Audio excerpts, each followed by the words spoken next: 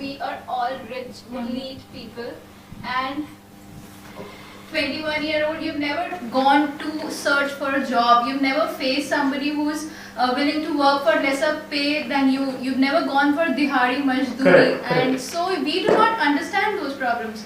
Those problems are faced by people who are lower middle class, and they have Bihari मजदूर आता है और जगन्नाथपुर से कोई और मजदूर आता है और एक 100 रुपए में काम करेगा, दूसरा 150 में करेगा, आप उठ के 100 रुपए वाले को दे देते हो.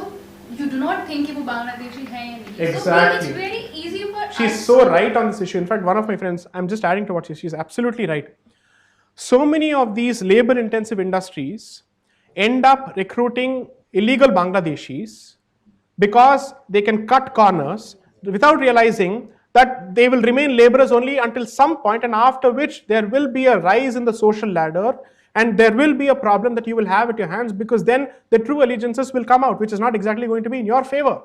Second, let me put this question back to you bluntly. One is a question of peer pressure, one is a question of all of this. How many of these people actually are aware of the facts? People who spout this kind of nonsense. कितना पढ़े हैं, कितना इन्होंने इसके बारे में research किया, कितना समझते हैं? See, let me put it to you this way. As a lawyer, I can only claim to have some semblance of understanding of the law. I can't claim to know everything about even national security, geopolitics, and everything under the sun. But you have to realize that God has blessed the leftists and liberals with the divine ability to comment on everything with such confidence and conviction and expertise. You don't know, you have no idea. They create jurisprudence while they walk. They create logic and reason while they walk. Everybody is actually a descendant of Jacques Derrida. They all are masters of what is the theory of deconstruction. Okay, they're so fantastic at it. Psychoanalysis, without any basis in facts, without any basis in history, without any basis in law, passes off as intellectualism from their side. Call their bluff. If they throw a slur at you calling you a bhakt, embrace it and say, ठीक है भाई भक्त तू बता अपना position क्या है, बात करते हैं चलो. Our fear in confronting them, our fear in taking on their argument by the bull, by the horns, and telling them, come on, I'm calling you a bluff and I'm going to prove that it's BS. They won't do it. They will limit themselves to their echo chambers, write on the wire, write on the scroll, spit and scoot and do all of this. I'm so sorry to say, bhai, how many years have you practiced in the court? How much do you know of court proceedings? Let me put it to you this way, even bluntly.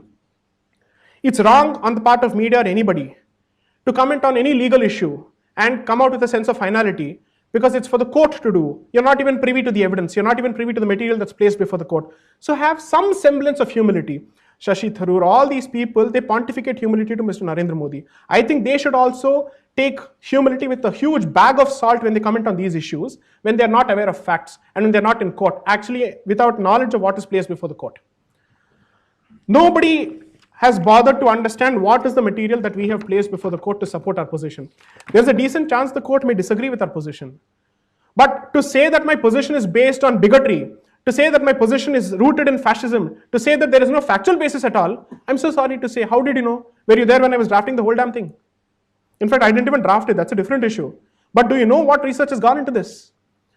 Most of it is shooting from the hip, in the hope that more leftists will join the chorus the moment they come out with a statement, because they stand by each other, they stick by each other, they look out for each other, they scratch each other's back.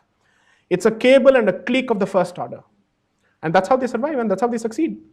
To add to that, it could also be now a century of education system which belongs to Absolutely. someone's personal ideology. Absolutely, without a doubt. Without a doubt, the education system is certainly there. But see, my point is, education can lead to a certain amount of conditioning. But now that you have been exposed to so much of literature which is coming from the other side, through other sources in this day and age of internet and whatnot, if I place before you a certain additional fact and a certain additional consequence, does it make a difference to your conditioning? If it doesn't, don't blame the conditioning. I will blame your adamance, your arrogance, and your prejudice. Something that doesn't change when placed with a material fact is the textbook definition of prejudice and bias.